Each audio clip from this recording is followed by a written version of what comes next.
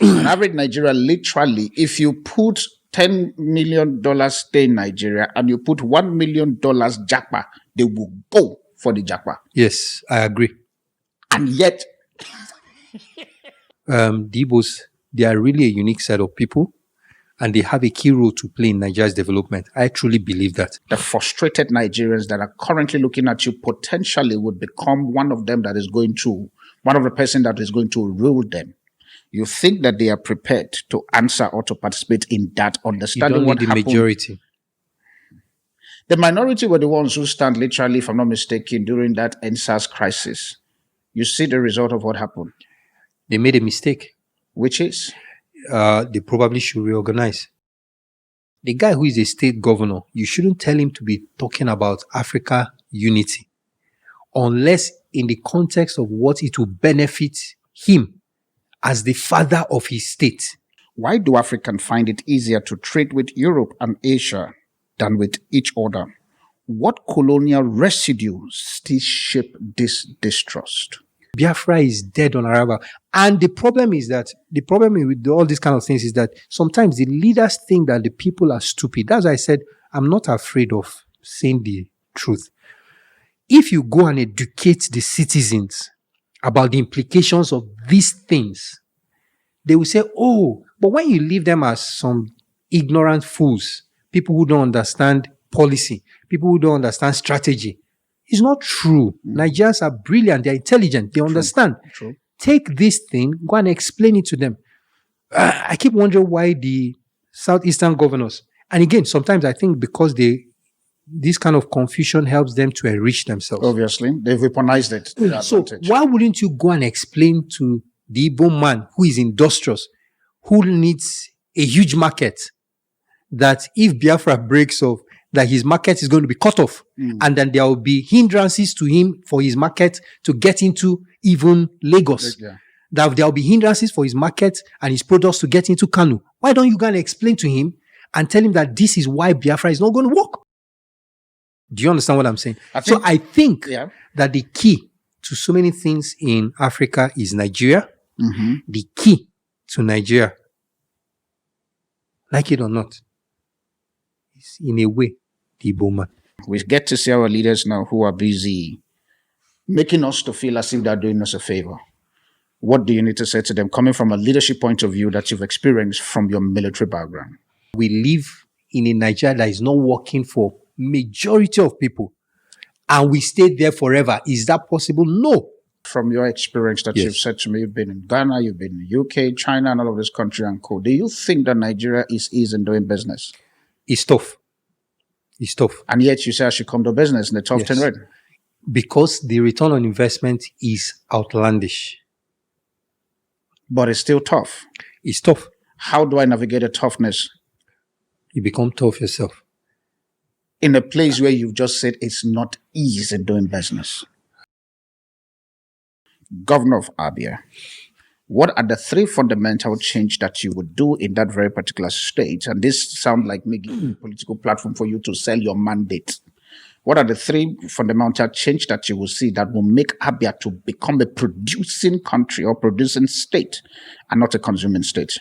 What are the three? Why did these guys graduate from the military academy where you're not allowed to steal a piece of bread and they become people that loot the economy? Interesting. Do you think that the educational system in Nigeria is working for Nigerians?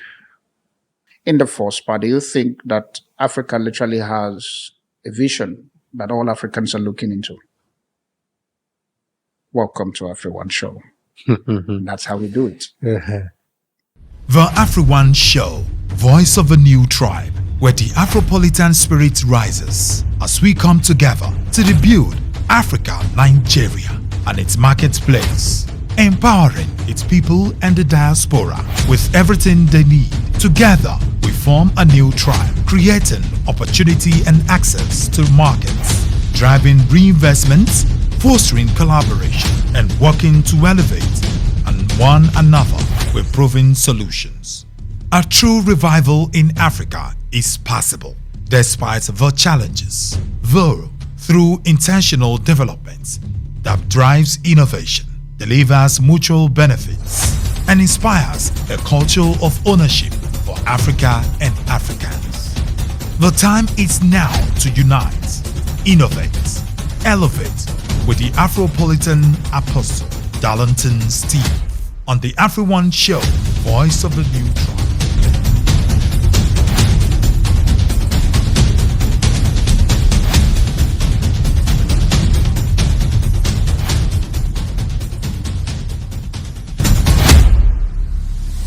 Hello, family. Welcome again to another segment of the show. I'm right here in Abuja, Nigeria. I remain your host, the Afropolitan Apostle, known as Darlington Steve. And today, we're going to be having a conversations around leadership and also the ecosystem of things in Nigeria and also in Africa. And so today, I have a wonderful guest. I think we met in a particular organization that we were all seated at. From the previous guest who was here, who then connected me to him to say I should be part of his political staff. Not that I'm a politician, so let me clear that. And I'm not joining any political party in Nigeria. So he embodies a political, what's it called, grace, permit me to use that word as a Christian. So I was connected to him, and from there I enjoyed his conversations and some certain things that he is pushing. And I said, okay, fine, no problem. We ended up meeting again on Monday after that very particular Sunday. Then I said, okay, let's make this happen. And so he's currently with us sitting. And so we are going to be talking about all things politics, especially for me. You know how we do it for bidding of the souls of Nigeria, which is something that we have to start talking about currently, because we could see that the election is fast approaching 2027, but currently now everybody is literally exodusing. Those who are exodusing. Those who are campaigning now are campaigning and stuff. So it's better for us to start having that conversation. And so today, my guest, I think he will be no stranger to the military fraternity. But to us, we have to be able to just get to know him better. So I'm going to try and pronounce. He actually said, pronounce the name for me, but I'm going to try. I'm looking at it, but it's not coming in my brain. But I'm only going to stay. So he is Wing Commander Kelechi Ukanwa. Did I get it right? Yes. I tried. So you have a thumbs up. No, there's a thumbs up for me. Ukanwa. So apparently he's a retired commander in the military. I think Air Force. Nigerian Air Force. Nigerian Air Force. And so I think I'll let him do all of the other stuff, because I'm having a military personnel, retired military personnel, and also a politician. And so we're going to find a way of balancing this very particular too. I think I said to him a few minutes ago that I'm also a military son. So he's active military, retired. I'm a son, retired, because my dad is also retired. But you can't retire from being a son. I can't retire from being a son, that's the thing, but retired from my father being a military officer. So let's just come back home for me. So, but thank you very much for coming to the It's a pleasure. Show. It's a pleasure. Thank you so much. For my guests who are meeting you for the very first time, who is Commander Kelechi? Please talk to us. All right. Again, thank you so much. And before I introduce myself, just tell you, maybe I might get to convince you to join politics. Because after all, politics affects everyone. And I think that's a really serious something that everybody must understand. Okay. Whether you like it or not, it's going to affect you. So why not take some form of interest in the thing? But I can be interested in it, not joining it. Yes. So I agree with you. My interest is here. It ends on the media side. You can be an associate member. I'm a media partner. All right. So thank you again for having me on. I really appreciate the privilege. I don't take it lightly. So I'm Wing Commander Kelechi Ukanwa. I retired from the Nigerian Air Force. I served for about 15 years, excluding the 5 years that I went to Nigerian Defense Academy. So finished from secondary school. I actually wasn't thinking about joining the military. Truthfully, I took the Nigerian Defense Academy exam because I was trying to use it to keep my brain warm. I tell myself, just one of those exams you take to prepare for JAMB. Okay. And unfortunately, I made a mistake in JAMB, so my result never came out. And then NDA, because then people said if you were not connected, if you didn't know someone that knew somebody in the military, there was no way you were going to get in. Okay. But somehow I got in. I didn't know anybody. I didn't meet anybody. In fact, the letter that my mom gave me, I can't even remember who I was supposed to give. I didn't find the person. I think I came back with the letter. So, but somehow I got in. So in a way, it was just a story of grace. Okay. And I got in. First time I was leaving the Southeast. because I'm from Southeast Nigeria. Okay. Crossing River Niger, getting into Kaduna, it was a strange place and all that. So that was how I joined the military. I experienced it firsthand. Young man, met guys from every part of this country. And in the course of being in the military, serving the military, I think I would say that I've seen the world. Okay. I saw the world. I've served. I've done a course in Ghana, my senior staff course. Okay. I've served with United Nations as a military observer in Liberia, had trainings in China, different UK and all that. So I think that was one of the most important times in my life because it shaped my life. Okay. My experience in the military, it shaped my life. A young man, impressionable. So the military really stamped so much of what I now value. Leadership, discipline, some of our Raz nature as well. I like that, the last part, yeah. Many times because, again, in the military, I was a bit religious, not spiritual, a bit religious. So I tried to hide a lot of things. But let me give you this story. Okay. I remember when I traveled to Ghana for my senior course. So in Nigeria, everybody looked at you as a very morally upright person. So I liked to club. I wanted to go clubbing, but I didn't want, for social reasons, people knew you as a particular person. I didn't want to try. Yeah. But when I got to Ghana, I said, this one, nobody knows me here. Yeah. I just... And the training in Ghana was a bit easy for me. Okay. I must say that trainings in Nigeria are the most difficult. So when you go outside of the country, you find it really easy. So Nigerian military training is more harder is than the most difficult anywhere in the world. Anywhere in Is the it world. intentional for them to train you that way? Yes, they are intentionally, not in terms of being mean to each other. Okay. Do you understand? So let's say the Nigerian Defense Academy was set up by Indians originally. So over time, things have changed, but people don't want to change. They will say, because I suffered this, You have to survive it you also. have to make sure you survive. So That's a Nigerian, Yes. this average Nigerian thing. So if you go to a place like our staff college, Yeah. the illustration I was trying to make, because it was, I did staff course in Ghana. Yeah. So if you go to our staff college, you find out that they stress you. Wow. Literally, they push you to the brink.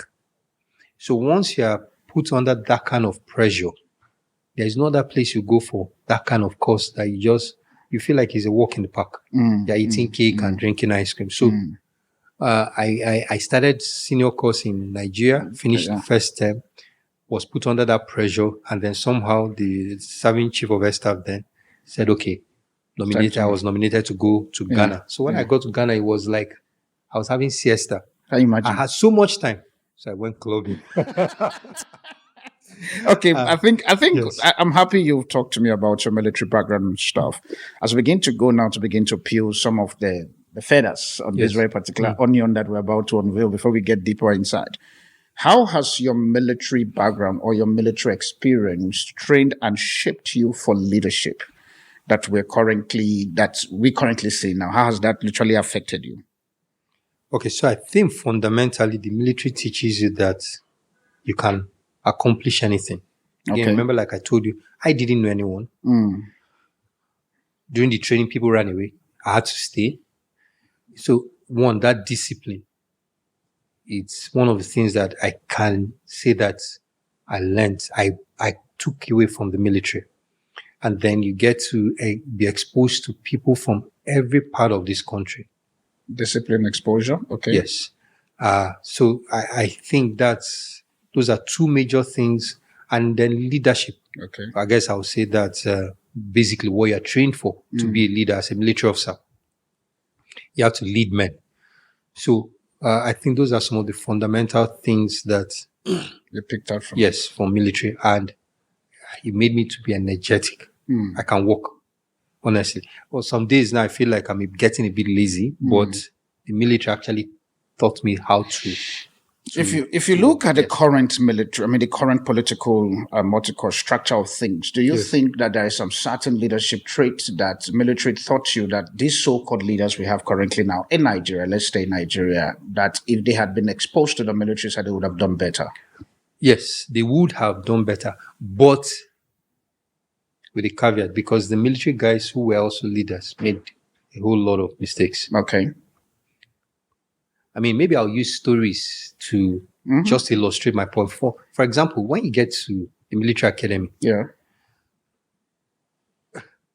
if you Welcome to AfriOne show. When you see my guys, like about to know what is about to Yes. go deeper, So, to go deeper soon. I mean, yes, if you get in the military academy, it is not allowed to steal. I mean, if you stole something like a piece of fish from the mess where we go to eat, the dining hall, if I use the civil parlance, right? Yeah. Where you are fed, or you steal bread, you lose your commission. That means you will be withdrawn. Everything is gone. So at a point, I started thinking, why is it that these young men, that's my colleagues, at least even our seniors, who were trained, and you were told that you are not allowed to steal, you're not allowed to fight. You can fight when it's war. That's constitutional. But to say I'm fighting you, maybe we'll have a disagreement, then we'll start fighting. You're not allowed. You lose your commission. That means you're a cadet, you'll be expelled. I asked myself, why did these guys graduate from the military academy where you're not allowed to steal a piece of bread, and they become people that loot the economy? I couldn't wrap my mind around it. So, I've asked this question several times, but until one of the days, one of my colleagues pointed out that, have you forgotten? Because the corruption now ended up creeping into the academy. That before we left, while we were there, that over time, people who were not allowed to steal, you now had a situation where people who were in charge of feeding cadets will carry all the fish, carry all the bread, and then give to their godsons. Can you imagine? So something that was meant. So what the person was trying to explain was that what you saw playing out at the national level was what people were already practicing as cadet appointment. So I said that discipline is something that if you have, because remember, a soldier can look in the eyes and tell you, no, I can't do this. That's something you are trained to do. If you remember this movie, Gladiator, tells you that the advantage that a soldier has when they were trying to get Marcus, is it Marcus? No. Marcus Aurelius was the emperor. I can't remember his name, but the main character, they were trying to get him to join in subverting the Roman Empire. He said, no, as a soldier, I can look in the eye and tell you no, because he looks death in the eye every time. So that's the courage that military officers are supposed to have. Unfortunately, somehow those things got corrupted. Yes. You spent 15 years in service. In service, and now you are into the political space of things. When you look at the politics that is currently happening in Nigeria at the moment, what goes through your mind? Okay, so I'm still trying to ease into the political sphere. Okay. And in your ease of it, at least there is an overview that you have. Yes. There is a posture that you have seen that literally would have encouraged you or probably propelled you to be in there. So what were those things that were playing in your mind for you too? So when I look at current leaders, and I try to paint, or I like using simple words, but I can't juxtapose them with a leader in the military. I tell myself that if you lead a military unit, if you really lead a military unit the way some politicians lead, the soldiers will, especially if you are at war or you're in a conflict place, because, well, of course, like I said, many of those things have become corrupted. Again, I understand that we are on air, on record, but it's good you get to a point where you must be courageous to say some of the things. True. You can't take a company or a battalion of soldiers and say you will take their food, their ration, and then the soldiers won't turn on you. Obviously. You get what I'm saying? I get you. But you see leaders who forget that the reason why they are leaders is because of their followers. So the idea that I have of a leader is like you're a father in the house. The leader must be the last to benefit. It doesn't matter how you look at it. A father in the house cannot eat before his children eat. So if you are the father of a family, you don't have responsibility for the other man, your neighbor's family. No, that's not your business. Do you understand? I get you. So a leader is responsible for the people that he's leading. Okay. But you must make sure that everyone is sorted out first before you as a leader. And that was the underlying principle of the training that we got Okay.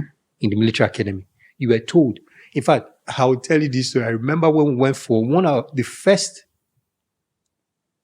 no, I think that was the second camp. Okay. The second bush exercise. Let me use that word. So we went in our second year, we went with the final year students. So that's their final camp. So we go as their soldiers, so to speak. They are supposed to be tested as leaders, but because they are all going to graduate and become officers, we are tested. We go there as the guy is supporting them. So one of those instances, one of the officers, he's already an officer. So he was more like their trainer. He called the final year students and said, guys, have you eaten? Yes. Did you drink water? Yes. Are you okay? Yes. Then he turned to us and said, sometimes they call those kind of people clowns, but I think we're second timers. He said, second timers, have you eaten? No, sir. Did you drink water? No, sir. Are you okay? No, sir. Then he faced those seniors. You mean you will come here? You've not understood that fundamental principle that before you eat and drink water, you must make sure that your soldiers are okay. Do you understand what I'm saying? So it's fundamental. You don't get into a position of service or leadership and then you're watching out for yourself first. It's not allowed. But that is exactly what is happening currently with Yes. the Nigerian of things. Yes. So how do we then begin to send a message across to the leaders currently to make them understand that it has to be the way you are analyzing, that the people eat first before you, the leader, eat? That's one side. And number two side also, we get to see in Nigeria where the leaders, we employ the leaders because it's our tax that is literally paying them. Yes. We employ the leaders. They get to find themselves in that seat where they are currently sitting, and yet they make it look as if they are doing us a favor. I think I say this part in the sense that I don't want to mention his name because he's a popular, I'll use the word, a popular person currently here in Abuja. And when I see, if I give you enough the story, you will know. When I see some billboard about him because he's constructing road, it annoys me, to be very honest, because I don't understand. We employ you as that very particular person to do that. Then the next minute, you have billboard everywhere celebrating. That's money. Yes. That was supposed to come down to the road that you are developing, but yet we're celebrating you as a leader, knowing to whether that's your job description. It's like me now deciding to celebrate my staff because they are doing what they were employed to do. Or your son. Or your my children. son. That's even celebrating you as a father for sending them to school. Exactly. I don't know, Father. Thank you, Father, for celebrating. I will ask you probably, how did you give back to me? I say this because it's painful. I've seen that very particular narrative, and I see how a lot of people seems to praise this thing. And I think I remember I was having a conversation with somebody. The person said to me that if we don't praise them, then they will not do the job. I said, then fire them because that's your job description. If you are the FCT minister, do your job. If you are the governor, do your job. If you are the finance minister, do your job. Then don't now put billboard for us to now be celebrating you. That money, literally, I was asked, it will cost almost close to $1 million, $500,000 for us to put that. That is you literally finding a way. So how do we address that part? And that's me now being angry. Please, leaders, if you know that you are doing your stuff, this is me. I have to be very honest. We need to get to the point where we tell ourselves the real truth and nothing but the truth. That's why it's called the AfriOne show. Do your job. We don't owe you thank you. My tax is already telling you thank you. And it's painful because from 1st of January next year, you're going to be bombarding and taking almost more than 20% of my money again. And yet, and I was even looking at news, they're about to also increase presidential and all the minister's salary from 20% that you've not even collected again. And Darlington, calm down. Let me allow you to talk. All right. How do we benchmark that? So I'll go back to the question. We get to see our leaders now who are busy making us to feel as if they're doing us a favor. What do you need to say to them coming from a leadership point of view that you've experienced from your military background? Okay. So let me put these caveats, right? You like going to a calf. Like, can we go straight? I will. Because this caveat need to remove the calf. Yes. You're a military person. Let's face the story. Yes. Militaries are not But afraid you've of not millet. heard me. So, You've not heard no, but what you I want want to to go say. calf. I don't want you to The calf. thing that I want to say is, I may not know all the solutions, but Okay. I'll tell you what I think is the best. All right. It doesn't mean I'm not going to shy away from making. I don't think soldiers are afraid of making tough calls. So Ooh, you are it's one of- active soldier. Yes, yes, retired. Me, I'm a son. retired. So first, talking about changing that culture, it means you have to actually raise a new cadre of people. That's Okay. what I think. That's one. But how did this become our nature? I think it's from, apart from the maybe a culture of psychophancy, but I think it came from that military era where people were really oppressed. That's my thinking. So people, because the nature of the soldier is that you say yes to everything. You Yeah. are given an instruction, they say obey before Complain. you complain and all that. So the natural inclination of a soldier is to say yes, sir, and you march off to do the order you have been given. So that mindset, I think, was imposed on the Nigerian citizens, and it became a culture where even the leader feels that it is his right to be obeyed.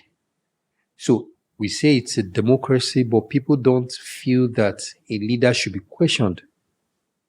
I don't know whether it makes sense. Okay. So a leader does something, feels, well, you better accept whatever I do for you. I'm the one who is the leader, and you should just accept what I do. So I think maybe those who studied might find something else as an underlying factor, but I think that military psychology corrupted a whole lot of things in Nigeria. That is for a generation, because there is a group of kids now, Gen Zs and all that, born who never experienced that. And when they ask questions and you try to impose that mindset of just blind followership, they'll tell you no. So they can't understand the way that their fathers are thinking, and their fathers just naturally, I don't know whether I'll pronounce this word, acquiesce. They are forced to comply. They say no, we must ask questions. Okay. So there is another generation that is rising that says no, we want to ask questions, and you need to sit as an equal, not a lord, which is what the military teaches people. So you come into Nigerian society, most people, when they see the uniform, there's a tendency to be afraid and all that. But the generation is coming that, funny enough, I saw one guy play a prank. A lady played a prank on a soldier. Yeah. I was videoing. By the time she received some slaps, she it knows was that. no longer a prank and all that. So Yeah. they feel that they should be comfortable playing with people who are wearing uniforms, because as far as they're concerned, their tax is what is paying, their bills, they should be there to protect them and all that. So the generation is rising, but we need to make it As faster. a person who've experienced leadership, I think this would be a question I want to throw at you now, and then we'll go for a break and stuff. As a person who's experienced a leadership construct within the military background, if you were to sit with leader, for example, let me narrow it down to the political leader, what are the three things that you're going to say to them that will give us a better tomorrow? Because at the end of the day, you have an experience, you follow the military side of things, you've seen how the better leadership, and that's why you are easing your way now into politics and stuff. So I assume that there is also a roadmap that you also want to be able to put there. But Yes. before we come down to the ground route, the leaders are currently there. We are seeing them everywhere. Political or military leaders? Politicals. Okay. Let's leave military. Military for now, they are not the one that is leading us, even though we know some certain dangling is going on behind the scene. That's okay. Let's look at the one we are seeing now. What are the three things you will say to any of the leaders who you know occupy a political position and they are not performing well? What is the message you want to say to them? The first thing is that you're there for the people. I just don't know how else to put it. Whatever negotiations, whatever decisions you make, look at yourself as the father for the people that you're leading. Okay. So if I look at this person like the president, he's the father of the entire country. It doesn't matter whether they voted for him or not.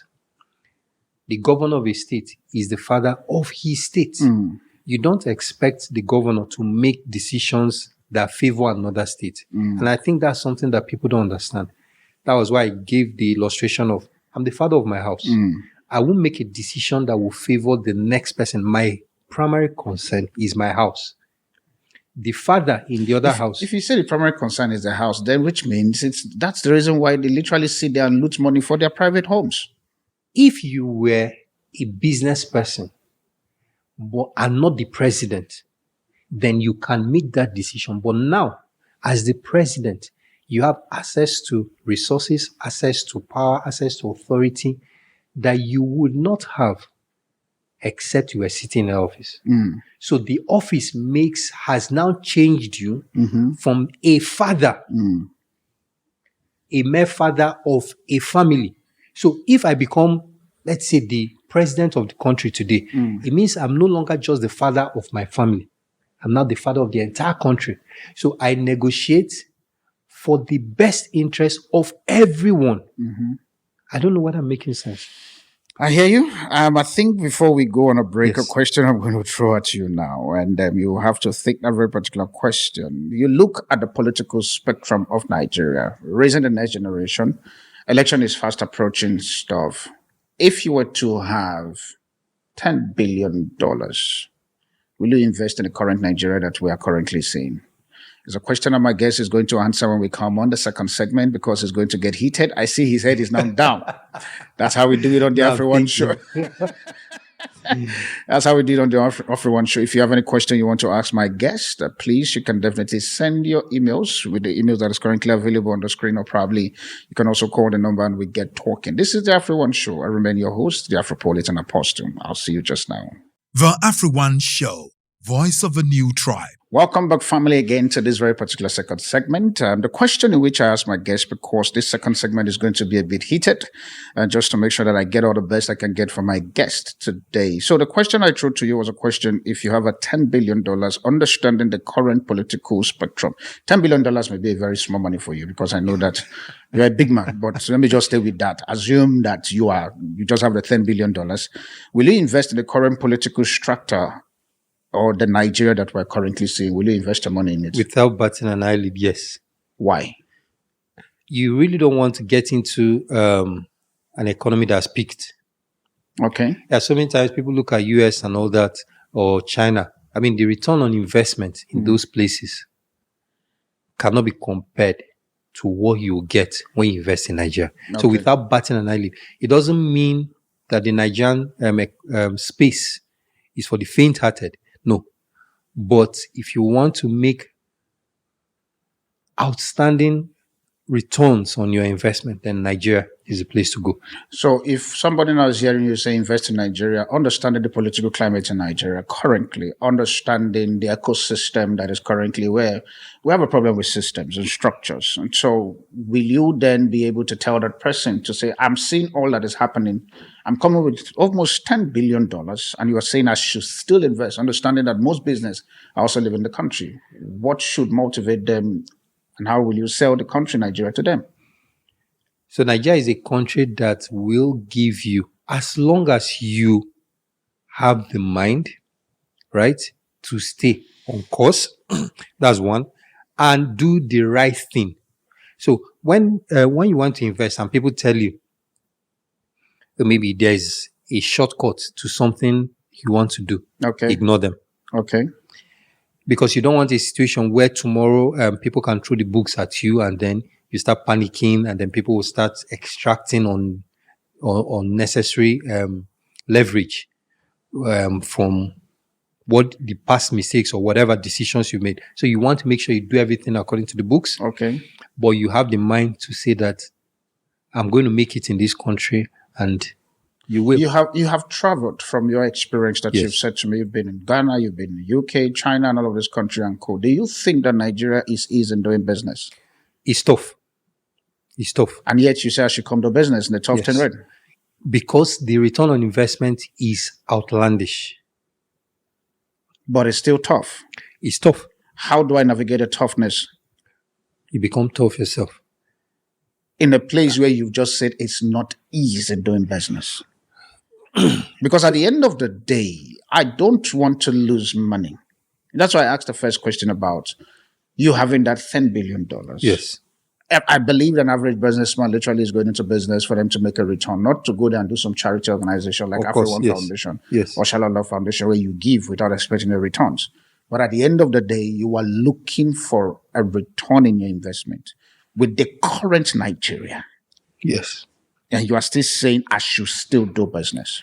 Again, because we always like to start with the end in mind. As a soldier, they'll tell you the first thing you are told is your mission. What is your mission? So if your mission, My mission is to make profit. good, and that's why I told you that the return on investment in Nigeria, you probably will not get it in anywhere in the world. Why? Because we have the population, and two, because that system, no, I'm not speaking like a naive person. It's not just because of the population. That system that is looking like it's not solid means that there are problems. And where there are problems is where you get profit. You said the reason why I laughed is not about you're not right about the population. Yes. The problem there is the fact that the buying power of the population is also low.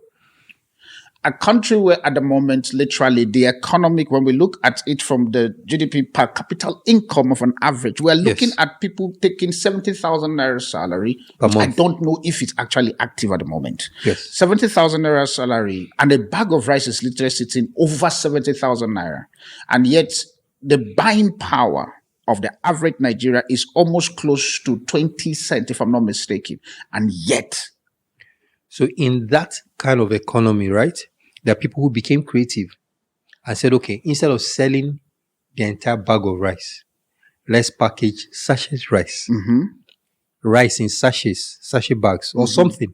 Do you understand? So you must, that's what I mean by having the mind. You must become creative. Remember that it's from this same country that I know of an international organization that I'm consulting for now. They've been here for 25 years.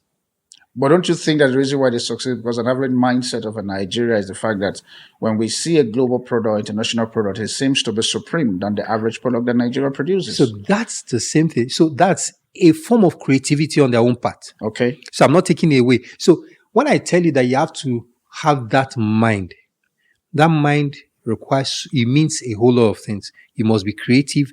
You must have staying power. You must be disciplined. And interestingly, this company that I'm telling you about, an Indian company, said they don't borrow. So they invest, reap returns, and reinvest. Do you understand what I'm saying? So it will involve a whole lot of things, but if the end result is making very interesting returns on investment, I don't think you get anywhere. I like the fact you're talking about. And that's not just me being optimistic. I'm telling you about the facts on ground. You have to be creative. I think the reason why, as you're saying, I'm seeing the politician in you coming out. And so that's why I'm trying for us to be realistic. Because at the end of the day, tomorrow we're going to find Commander Kelechi sitting and also campaigning for us to vote for him either as a president or probably as a governor of a particular state. I don't know, whatever place you want to.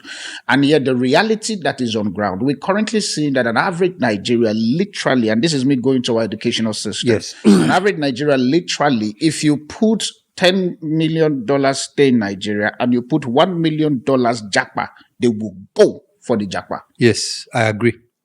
And yet, I understand. That's the average Nigerian. Break that understanding. And then for me. Find out after they have gone, japa, they will japa da.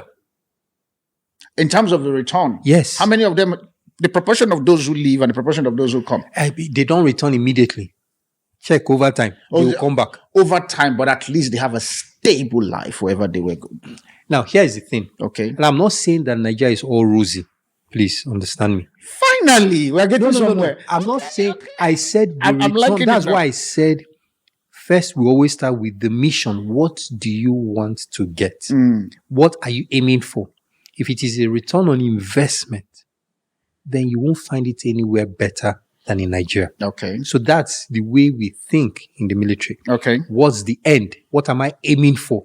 So if what you're aiming for is to go to a place where everything is already sorted out, and then you live more like from hand. Yes, you have 911, you have your health insurance, you have everything there. So you at the dial of a phone or something, everything's at your doorstep. If that's what you want, then you can go.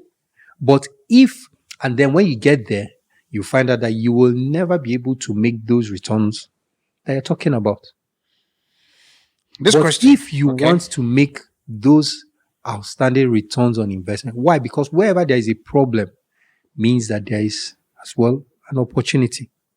What is the biggest missing link between Nigerian resources and the prosperity of its people? Leadership. And how then do we begin to bridge that divide? We have to raise a new crop of leaders. It's just with the current ecosystem that we have. We have to gradually flush out. Again, when I use the word flush, because I'm a military person, so now maybe you misinterpret it. Let's shoot no. So you have to keep raising leaders. Okay. Like you are flushing a system. So you have to keep bringing in a new set with a new crop of, with a new ideology, and flood the system with that new set of leaders until you get it as a status quo. Okay. Yes. I'm going to say I'm adjusting because I'm a people's person. Yes. You say we should create a new set of leaders. Start creating a new set of leaders. Yes. New ideology. Yes. Set of leaders, ideology, decide. We currently have a system here that these leaders and ideology will literally meet here. Yes. In terms of the current structures of things. How do you think that this set of leader with an ideology would be able to match this very particular what you call structure and system that is currently ongoing? Have you ever watched a war movie before? That's why you are the military person. So when you go to fight wars, okay, let's take World War II as an example. So Europe was under Germany, and then Hitler had literally almost overrun the entire of Europe, just remaining UK, and had bombed UK to smithereens. Now, they rallied the United States and all that to try to take Europe back. Okay. What did they do? That was a new ideology on one hand, a system that was already set, Hitler, on the other hand. So what you want to do is, you want to flush out the whole system. I'm just using a one analogy, military analogy. What they do, they try to set up a beachhead first. I mean, I didn't think this conversation was going to come this. That's welcome to everyone's show. I want to use an illustration that some people can understand. Okay. They set up a beachhead. A beachhead is simply that you have a foothold in the place you want to take over. Okay. And that foothold allows you to pump in logistics, allows you to pump in, when I talk about logistics, I'm talking about men, ammo, ammunition, weapons, fuel, everything. Because you can't scatter your efforts everywhere. You'll be lost. Oh, yeah? So you get a beachhead. Normandy landings, that was what they did. So you get a beachhead, and once you establish that beachhead, you launch out from there. You start from that beachhead, you start flushing. You start pumping in resources, you start pumping in human beings. People will die. If it's war, you will lose resources. But as long as you have established a beachhead and you are ready to push through, you will take over the territory. And you think that the current Nigerians are willing to go through this illustration you've just given? That's what we have to do. No, I'm talking about, I hear you. I'm looking at you now as politician Kelechi. Yes. Good. The current crop of Nigeria that we have. The leaders the leaders, the people. Yes. The frustrated Nigerians that are currently looking at you potentially would become one of them that is going to, one of the person that is going to rule them.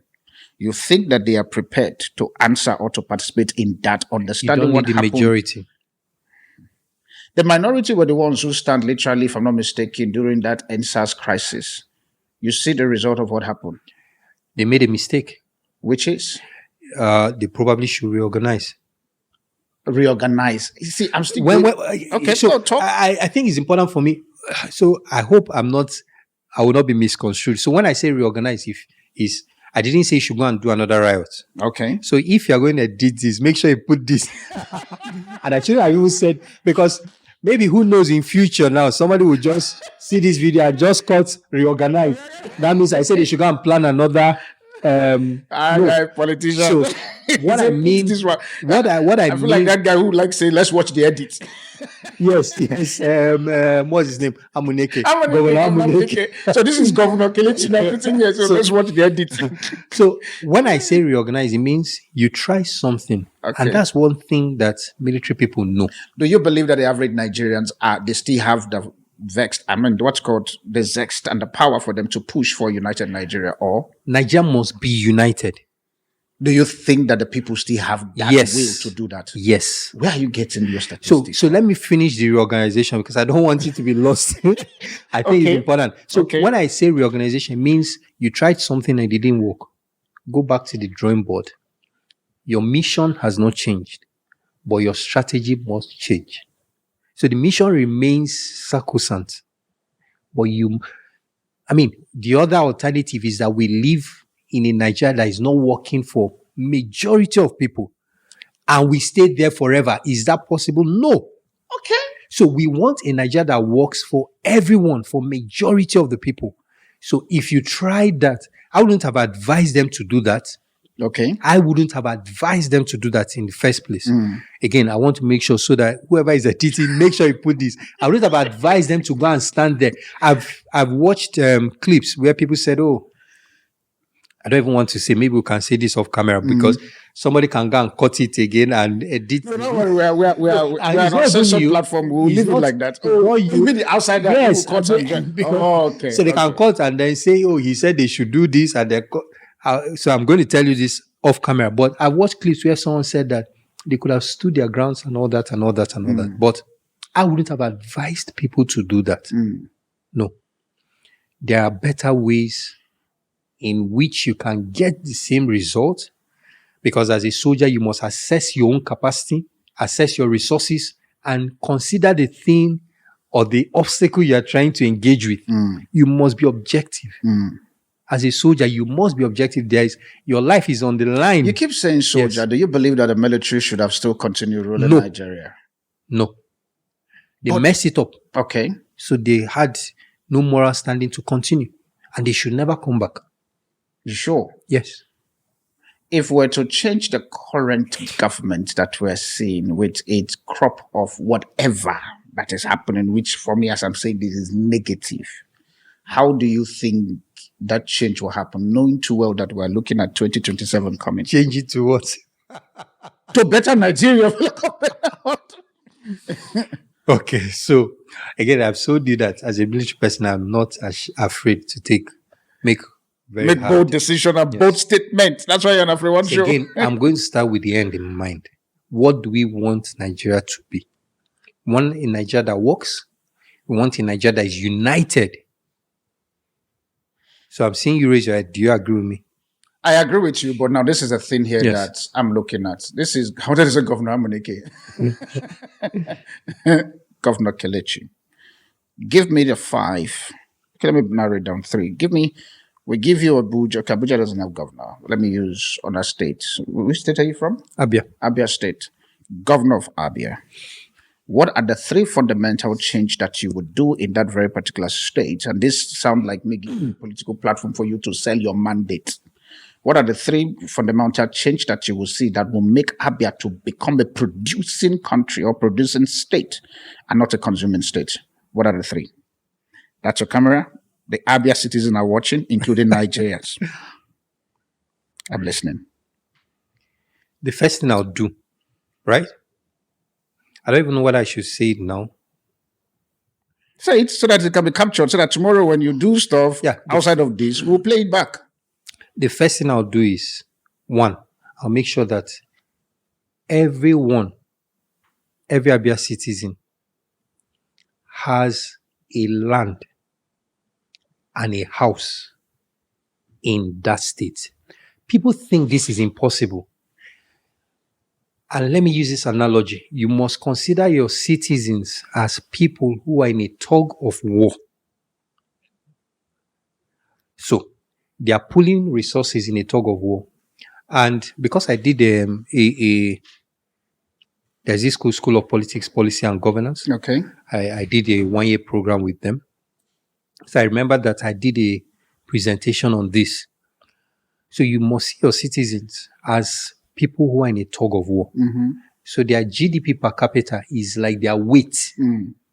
So if you have done a tug of war before, and I use it because it was a competition that we did regularly in the military. So their weight, they must be heavy. So when you are doing a tug of war, you need heavy people to balance the force. And then you need not just that they are heavy, but they must have the technique of pulling. Okay. So I consider the GDP per capita as the weight of the citizens, and then their knowledge as the ability to pull. So if I were to be governor today, I'll make sure everyone has a stake. I want everyone to be pulling. So, and it's not impossible. Singapore did it. Okay. So these things that sometimes people look at it as impossible, it's not impossible, even in FCT. So because you talked about 3 things. Yeah. So that's the first one. Yeah. Everyone must have a stake in that state. Every citizen must have a stake. So you can write it. You have a land, you have something that you can say is your own. So when we're talking about keeping this state safe or keeping the FCT safe, you know you have a stake. That's one. Everyone must contribute to the economy. So it doesn't matter who you are. Once you get to 16, 17, even if you are not educated, the state must train you. And if need be, if you can't train yourself, get you to a level where you will pay for what we have trained you in the future, but we must train you to be able to earn something. Okay. Everyone must work. It is compulsory. Every man must work. And you see, Singapore did it in such a way that, and it's not something you do overnight. I hear you. We set out a strategy that everyone must have a stake here so that you have weight, you are committed, you must work so that you start earning something and you keep increasing it. And then The third one. corruption will not be tolerated. Not as in 0%. In fact, I can say this here that I think my best role model in terms of leadership is Lee Kuan Yew. And people think it's a cliche. I read that guy's book like 3 times. Okay. Singapore, that he took Singapore from third world to first world. That's the title of the book. And he did it in a lifetime, in a generation, 35 years. He will tell you, if you read that book, these guys came to Nigeria to look for trade. And they sat, Nigeria hosted a Commonwealth meeting just before one of the coups that the military did. And he said he sat opposite the Nigerian finance minister.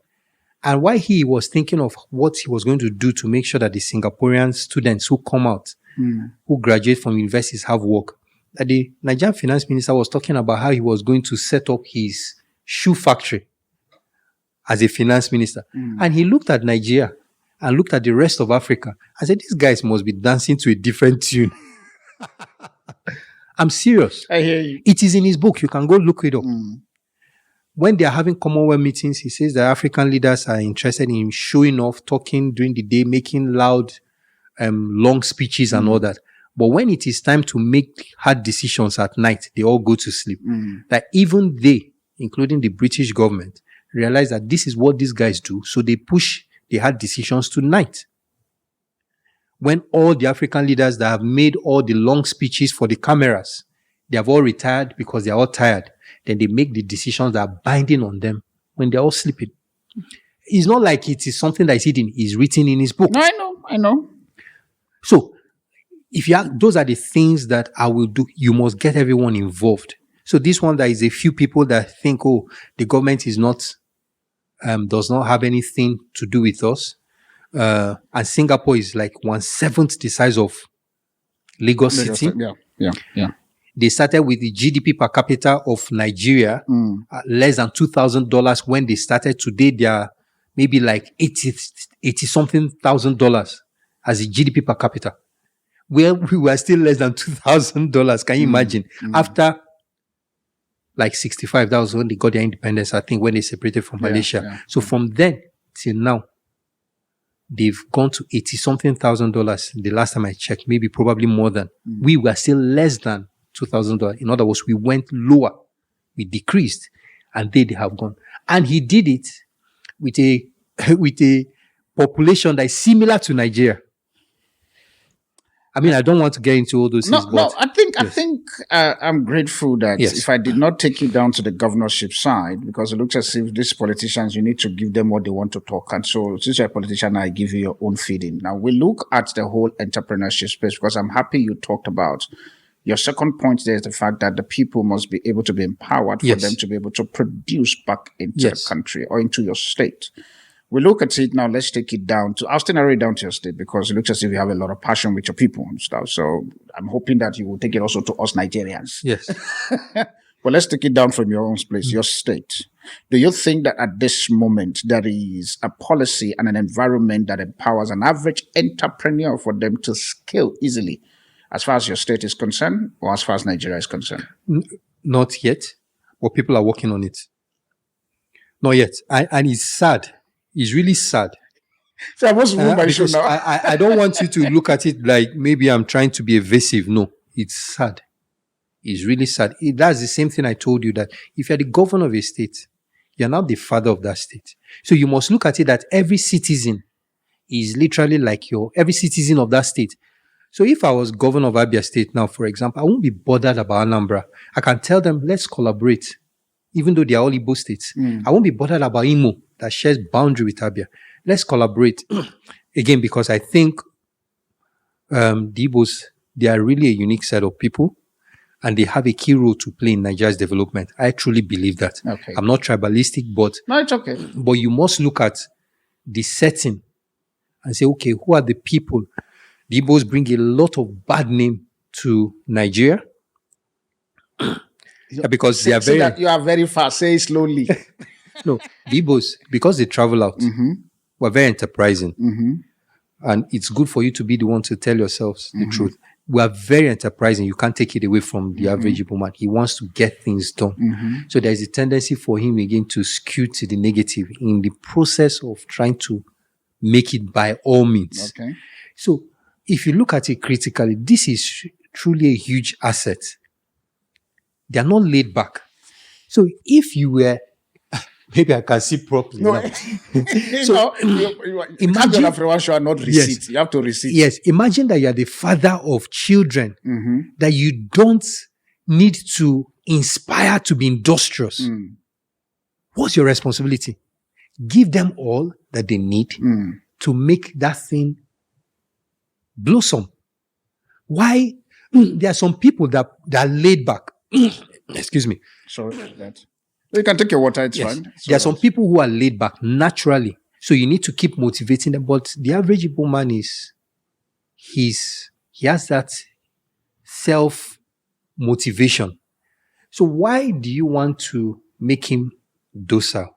Why not create a system where that his self-motivation finds expression?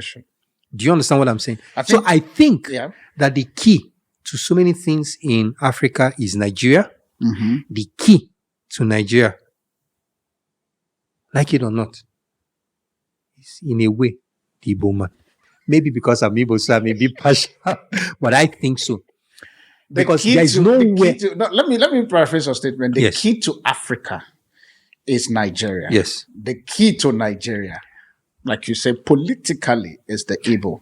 Well, Question- not economically. Okay, Let's put it economically, yes. is the Igbo. Yes. That's what you said. Yes. Now, the question I'm going to throw at you now as we prepare to go for a break is this.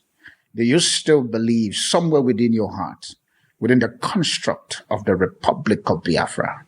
No. It's a question that my guest is going to answer in full when we come We back. don't even have to go for a break. No. Absolutely. Because if we go on break, it will look like, no, absolutely not. Yeah, but you've just said something about the economic power. The key for Nigerian economic is the Igbo. So what happened to Hausas and the other tribe? Because everyone is unique. Everyone is unique. The Yoruba, for example, they are so educated, right? They have their role to play. But when you talk about people like in mass that can go to any part of the world. So if you look at, let's say the Yoruba people now, Yeah. there are places that they are very good at going. Europe, UK, Yeah. particularly. And by the way, I'm not tribalistic. I say it and I repeat. But the first person who gave me my biggest opportunity in the Air Force, my first boss was a Yoruba man. Person, yeah. best opportunity. But again, you must look at things the way they are. So before we even got on set, you mentioned the name of one guy that did a very heinous crime. Yeah. Without being told his name, he was an Igbo man. Igbo man here. You go everywhere in the world, they are all there. So that means they have the capacity to go everywhere. Remember, I told you it's like a tug of war. So you want people to pool resources.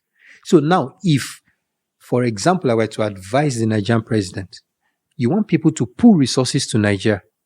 It doesn't matter who you are. It doesn't matter your inclination.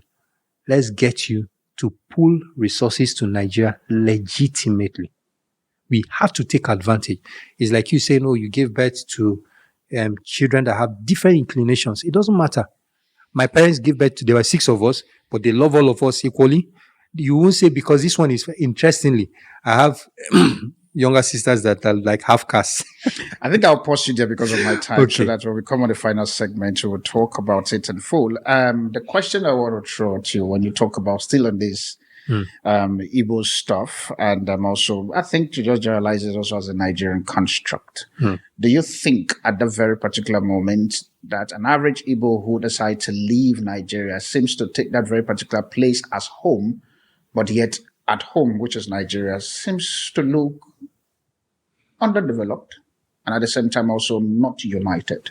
It's a question that my guest is going to answer when we come back on the final segment. He's already adjusted his seat again. I'm still your host, the Afropolitan Apostle. I'll see you just now. The AfriOne Show, voice of a new tribe. I understand you. And family, we are back on the final segment in case if you're wondering, but we're having a serious conversation. So, the talk we're talking about in the scene is the whole concept of the Biafra, where he says, the reason why you hear him say it must never happen is because I was talking about the whole concept of Biafra and stuff and why it must never happen. So now I need you to answer me that part properly, why it must never happen. Okay, so again, I always say start with the end in mind. But what is the end of the Igbo community in mind? No. If you want to be a successful person, right? Remember the example we gave about ROI, return on investment. Yeah. If your end goal is to be successful and to be influential, to have a voice in this world, you need Nigeria to be one. Okay. Do you understand what I'm saying? I mean, I mentioned Singapore. One of their biggest challenges is that in fact, when they separated from Malaysia, they said that they were like a heart without a body. It was the first and I think the only time in the history of the world before their separation that a country went and said, we want to cede our sovereignty to another country. So Singaporeans, led by Lee Kuan Yew, said, we want to cede our sovereignty to Malaysia to be one country. Remember, most people want to split. They said, we want to join to make one country. Even though we are going to be like, quote unquote, a minority. But we want because you want, there's strength in numbers. So if we want to be influential in Africa, then you cannot say you want Biafra. It's not possible. Okay. With that being said, because I don't want to lose the question I asked before we went to the break.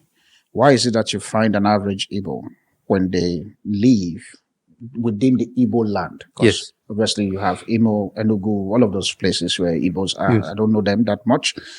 When they leave those land and find themselves outside of those land, they find for strange reason they make those outside land their home, but then refuses to come back home to invest or probably to develop that place. What's the challenge? Again, because like I told you, they've not been made to have a stake in their city. But you leave your city. Which other stake do you have? Do you want stake, to have a stake, a say. Okay. To say, I own something here. Just for example, United States, Americans. Americans are everywhere in the world. They are doing businesses, multinational corporations. But the American government makes it in such a way that you pay your taxes, even in US. You don't pay your taxes where you make your money. You go, I watched a skit one time. You get an American passport or you become an American citizen. Even years after, when you have renounced the citizenship, you will still be made to pay taxes like 10 years after, I think, or so. So they make sure that you have a stake in the parent in their home country, in United States. Okay. Now, if you have any medical challenge, I had an uncle one time. They were German citizens also. They left Nigeria a long time ago. When the man, he came back, most times Igbos go for Christmas and all that. Go back to celebrate Christmas. You're aware of that, I'm right? aware. Yeah. So I think the guy came around. I'm not sure whether it was Christmas but he came to our hometown for one of those holidays. When he became ill, immediately the message was sent to his now country, Germany. They sent an air ambulance just for him. It was covered by his insurance. Now, a country that can do that for you, will you not be willing to die for that country? Obviously. So when I say that people don't have a stake, yeah. and it's not just in Igbo, it's literally in Nigeria. Nigerian thing. So when Nigerians leave, they really don't have any stake. No, you don't feel there's anything that connects you to that country. But we have to change that narrative. You have to really change it to a point where you say, listen, we are in this together. You and I, we are all Nigerian citizens. Even though I think that's the same thing that should not just be replicated in Igbo land, it should be replicated in the whole country. Nigeria, yeah. We are in this together. Wherever you are, I will watch out for you, all for one for all. And I'll make sure that you succeed. And when you have succeeded, you must also make sure that other people succeed. So you have to give people a stake. And these are principles that you find in the Bible. It's a principle that creates the greatest civilizations anywhere in the world. All right. I think because of my time and I want to capture some certain narratives around the Africa of things. And the question I want to throw at you, and I want to be able to say properly the way I put it down. Why do Africans find it easier to trade with Europe and Asia than with each other? What colonial residue still shape this distrust? The same thing that happens in Nigeria, because we feel that we are competing amongst ourselves. So we prefer to take in outsiders. Again, like I said, I don't know everything. I've not researched it in depth, but I think that's the same thing that you see that in Nigeria. An Igbo man will be competing with a Yoruba man or a Hausa person. But someone from outside, an American comes in, and all of them will agree to partner with the American. Do you understand? So maybe that's the same thing that you have happening in Africa. If I'm to ask you at the moment, Yes. do you think Africa, understanding the place of African Union, ECOWAS, and all of this economic bloc, do you think, and I'm happy that you were traveled, especially when you were still active in the force part, do you think that Africa literally has a vision that all Africans are looking into? Welcome to AfriOne show. That's how we do it. That is To be honest, I think we're just literally playing to the gallery. It's there on paper because I remember when I was, and that's one of the advantages of being a military person. Yeah. They actually get you to, if you apply yourself, you'll be knowledgeable in a whole lot of things. You do courses back to back, junior staff course. I think when I did my junior staff course in Jaji, Nigeria, yeah. I think that was when there was that needs paper, Obasanjo's needs assessment or something. I can't remember, something economic, whatever. Yeah. So there was a blueprint, but he now leaves office and everybody has thrown it away. Nobody even remembers. So I think on paper, these things exist, but someone said that vision is not what you put on paper. Vision is the thing that you've internalized, True. that is driving you. Well, I can't remember where I heard that, but someone said it is not that you write it on paper, that you can write something on paper and tomorrow, I think it was, during the men's conference, Lake Elder. He said, but for something to become a vision, you must have internalized it. And it is unwritten, but written in your heart. So we have to get to a point, and I still think it's leadership. You have to get to a point where you say, okay, this thing has become internalized. And how it's going to be done, I think, again, is when you take different levels of leaders. The guy who is a state governor, you shouldn't tell him to be talking about Africa unity unless in the context of what it will benefit him as the father of his state. The Nigerian president, you shouldn't be telling him to think of Africa Union unless in terms of, yes, Nigeria has a special role, in Africa, and probably I'll just mention it, but it has to be in the context of he is, first of all, the president of Nigeria. However, the moment he becomes the head of ECOWAS or the head of Africa Union, then his role has changed. He must no longer think of just what will benefit Nigeria. He must now start thinking of what will benefit Africa. Now, why I said that Nigeria's position is a bit unique is, honestly, I don't think Africa will succeed without Nigeria. I honestly don't think so. I think Nigeria is like the eldest brother in a group of siblings, but he's nonchalant. You have a nonchalant and casual elder brother. The unfortunate thing is that family was bequeathed an inheritance or a trust, a family trust that requires two types of signatories, A and B. A is the person that must sign. A must sign, and Nigeria is the A. A. B is maybe two other people. Any of them, any other trustee can sign. All the other siblings, any one of them can sign. But after they have signed, there must be the primary signatory, which is A. But I like your analogy. Yes. And thank you for that. Because Yes. you just look for my trouble officially. And it's the truth. I have to say that Nigeria, the A that must sign. B is the other siblings that Any must other come, ones. that can Yes. come now. Two or more. Two or more. Then I want to narrow it down. We get to see that Nigeria, when Nigeria signs a signature at the current Nigeria, most African countries don't want to come and co-sign. And I say this because I remember a particular narrative. It's there on my social media platform. You guys can go on the YouTube channel of AfriOne Show. You'll find it. And a lady once said this thing. It's there. I've forgotten her name correctly now. She said, African unity is possible as long as this country does not become part of it. Which Which country? is Nigeria.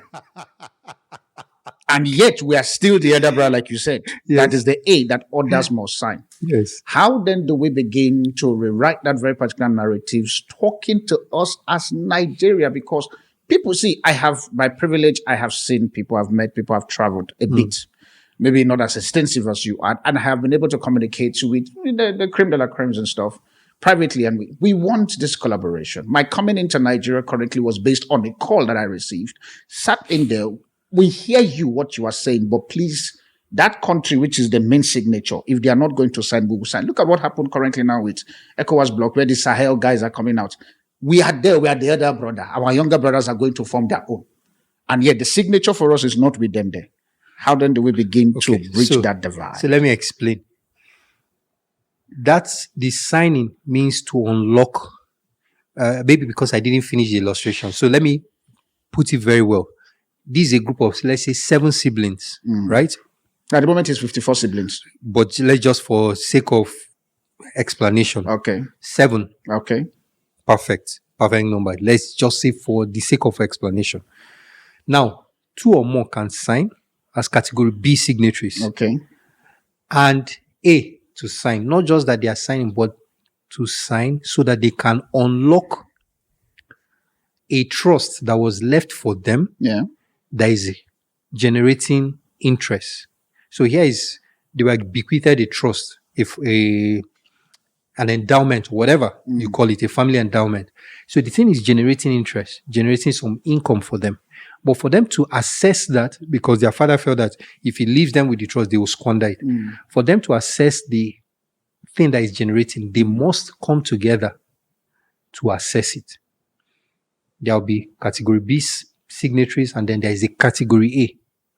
So until they work together, they cannot unlock the potential as in Africa. So it's not, I'm not talking about just signing or saying, oh, like the Sahel guys that pulled out. Yeah. Yes, they can pull out and all that, but I mean, does that make the ECOWAS bloc stronger? No.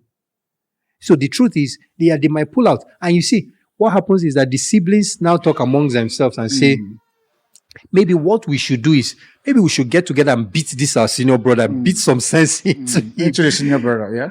But the truth is, after they finish beating the senior brother, it still doesn't change the fact that he's category A signatory. it will not unlock. Don't you think that it's an arrogance thing? I'm sorry, that is making this category A to feel as if without them, Africa can move. No. So here is the issue.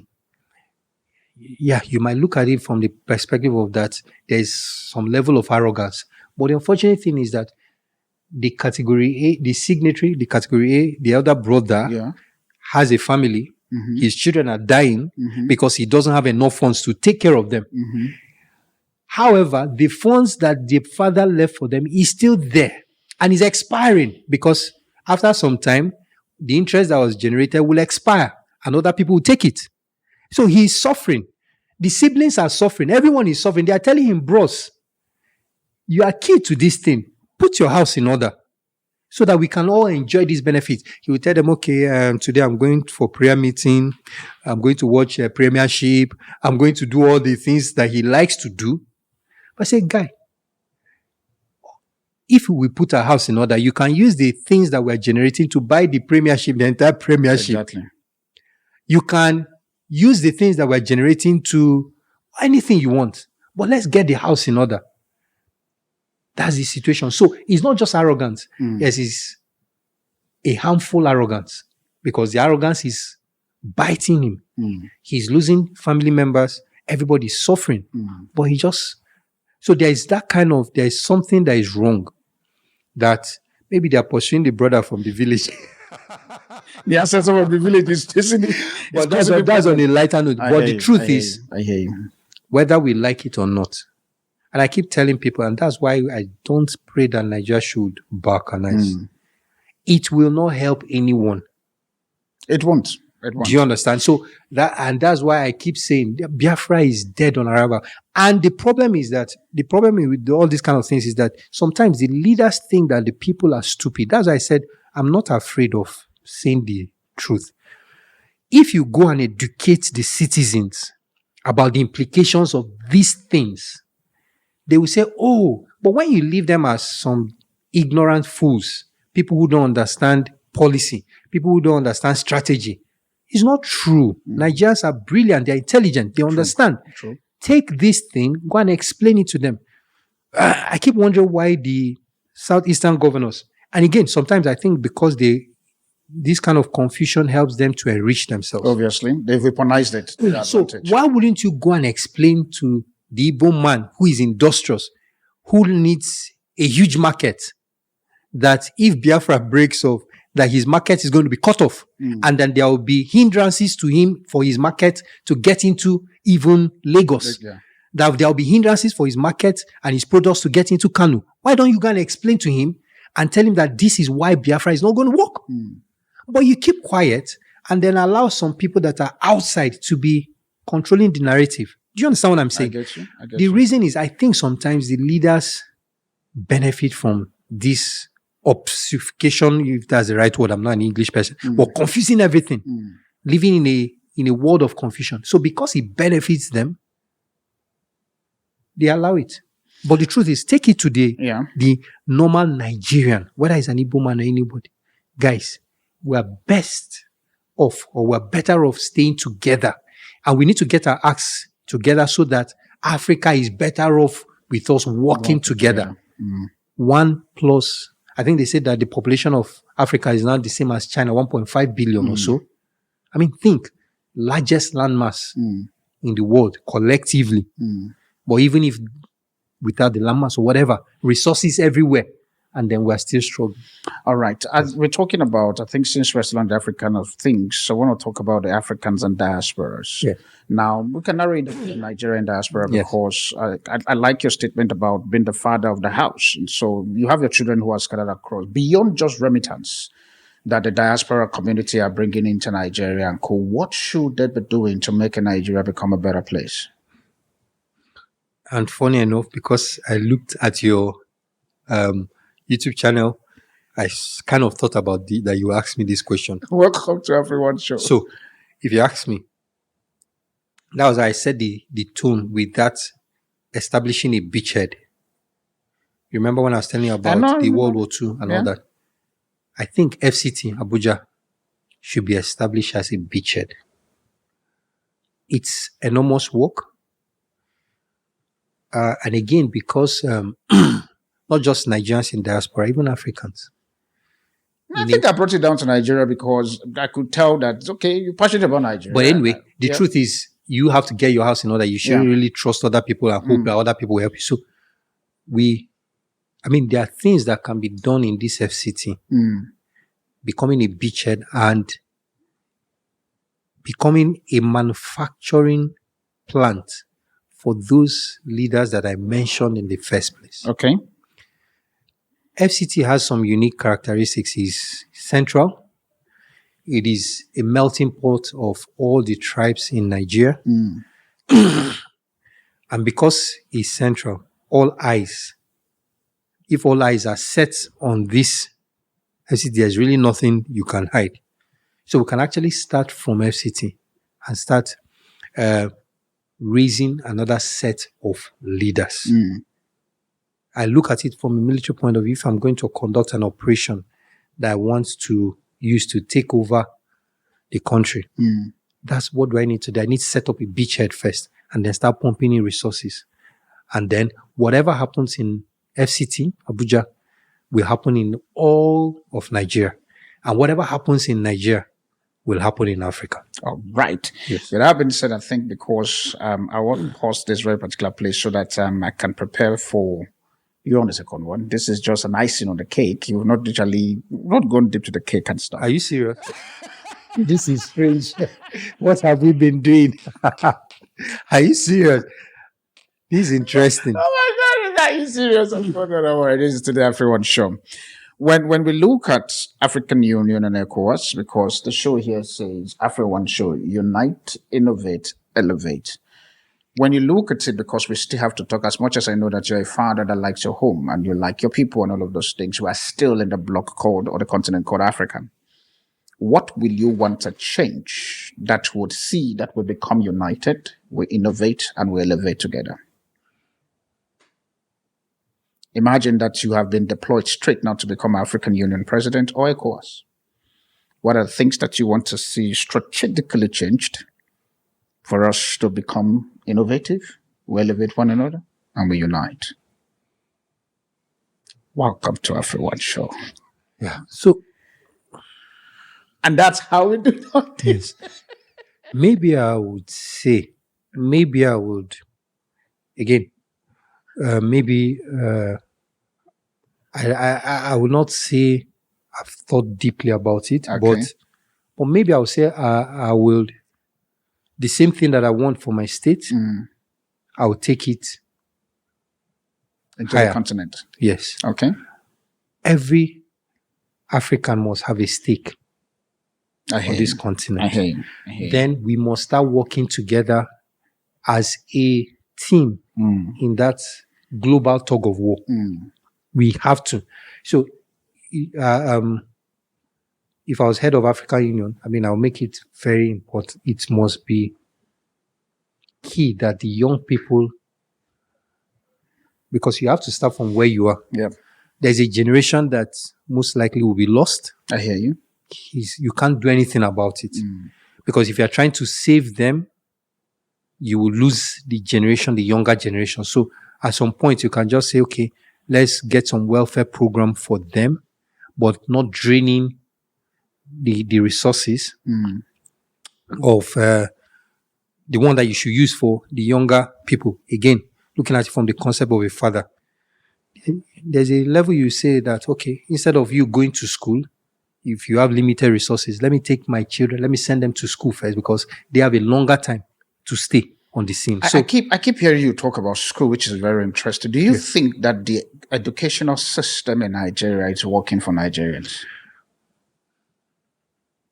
And that's how it is on the AfriOne show. No. Is it working?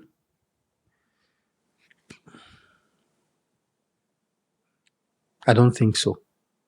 I think most of again, it's not throwing the country under the bus, but we have to be very pragmatic. Education is supposed to help you solve problems. So, I did mechanical engineering. I don't know what. I don't know what. You're not an even engine. You've not even seen what the engine look like. Nigeria leaders. Do you I'm looking understand? at So, you. and it's not just about Nigeria. Yeah. It's the education that we have. So we learn a lot of theories. And it's not like they didn't teach us these theories, but you want education that helps you solve problems. And our Again, current education doesn't solve. It doesn't. Again, like I said, I listened to I went to watch some of the clips, and I watched you spoke with this pastor. What was his name? Is it Olumide Emmanuel? Yes. I watched that clip. And he said, you can't spend 20 years in school and then come out. You're looking for a job. So what did you learn in school? School, it was supposed to teach you how to solve a problem. So if you came out from that schooling system and you are the problem, will you say that the school is working? No. So we have to be pragmatic. So we actually need to. Have you ever seen people that go for apprenticeship? They spend 7 years. Yeah. When they come out, they don't go and start looking for a job. They set up their own business. True. So that is some form of education. You see the difference. But he didn't even spend 21 years or 20 years. He spent 7 years. And in those 7 years, he knew how to read a customer. He knows when to pitch to you. He knows the price point that you will like and the one you will not like. All these things are internalized. So he might be a young boy who started at 12. By 19 years, his master is sending him off. 19 years, he's there. If he starts earlier, he's ready to run his own house. And that boy never comes back. He keeps going from one level to another. So that's what I mean. When I say our education, it doesn't mean that we're not churning out people. But education is supposed to make you a problem solver. So if you are not solving problems, then we are creating problems. If you come out from the education system and you're a problem, it means there's something wrong about it. Yes. All right, family, I think we're going to pause at this very particular place. And 2 questions I'm going to ask you now. Let you go. You're going to look at your Igbo community, and that's your camera, and you're going to send your message to your Igbo people. I don't know what that is in your heart, and so you're going to address your Igbo community as to what message that you want to pass across to them from the AfriOne show. They watch, don't worry. I sit within their council somehow, so they watch. So at least your Igbo person is talking, so talk to your people. You say when we come back, I should do that now? Yeah, do it now. Okay, all right. Okay, thank you again very much for the opportunity. You're think welcome. For the Igbos, we're different people, really. We're the type of people that don't wait for others to give us handouts. And having understood that, we must take advantage of it. So first, to the leaders, you have one of the most industrious sets of people. It is your responsibility to create a system where these people can thrive. And then for the people, we have a name to protect. We have a heritage that many have abused. So whichever part of the world you find yourself, I mean, it may be difficult to say that people will do this, but wherever you find yourself, whether it's South Africa, Malaysia, or whatever, I mean, don't assume that because the culture has been shifted negatively, that nobody cares about the name. A time is coming soon that the name of your family will be very important. So if you don't answer your father's name very well, it will come to haunt you. So we need to start making adjustments to make sure that we have one of the most industrious places on the earth, and we can do it. Thank you. Message to the Nigerian youth for the upcoming election. All right. So first of all, for those in FCT, there's an election that is coming up in February, local government elections. So FCT, I think, can be a beachhead for the transformation of Nigeria. And if you like, we created an Abuja Business and Leadership Club. We can do some transformational work. So don't give up. I think you are the generation that will see the promised land. Me, I've decided I'll be one of the Joshuas or Calebs. I cannot die in the wilderness. So I will remain young at heart forever. I must see this promised land. Yes, so for you guys, you ask questions, I understand. That's what the Bible shows that. I mean, there was a generation that came and started asking Moses questions. But they were different from their fathers who were asking questions because they wanted to go back to Egypt. That generation wanted to go to the promised land. So you are those guys. So keep asking questions, but realize that the change, you have the seed in your hands. Don't fall into despair so that you don't end up becoming like your fathers that died in the wilderness. And then we will together transform this. And the final one is message to the Nigerian leaders. What must happen if we're to see a prosperous 2027 and a prosperous Nigeria? Using this man as a point of focal, President Bola Ahmed Tinubu. That's how the show is. I think the reason I'm doing this in my mind, I'm thinking you will not like me from today. You will still be my friend. So for President Bola Tinubu, I think you are a father. It goes without saying, you are the father of all Nigerians. It doesn't matter. You are occupying the highest seat in the land. So what I'll suggest is take Nigerians, all Nigerians as your kids, your children, and then make it your primary duty to raise every Nigerian, using my analogy of the tug of war, so that they can pull in this competition, that we all can pull resources to this country. And I know you have the wisdom to do it. With that being said, thank you so much for coming to the AfriOne show. Afropolitan Apostle. And like I said, this is just the icing on the cake. I'll call you for the part 2 for us to do, for us to unveil what the cake look like. And so, case if you have any question you want to ask us on this very particular show, you can use the contact detail that is currently available on the screen, either for you to email or maybe for you to send a short message. For those of you who want to literally consult about doing business in Africa, I want to encourage you, use the number that is currently showing on the screen for you to be able to call in, and definitely my team will be able to get all the necessary information for them to be able to assess you and also help you properly in doing what you need to do best. Before we go, how can people find you quickly?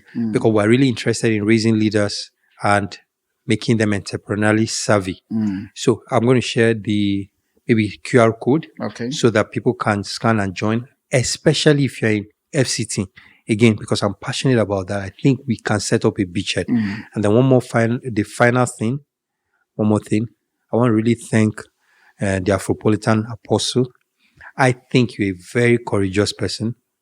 What you're doing is exceptional. Thank you. It requires guts. The same way I told you that doing it in Nigeria is not for the faint of heart. It's not those, you have to have those big balls, and don't give up. The return on investment in this country is beyond what anyone can imagine. But you have to stay the course.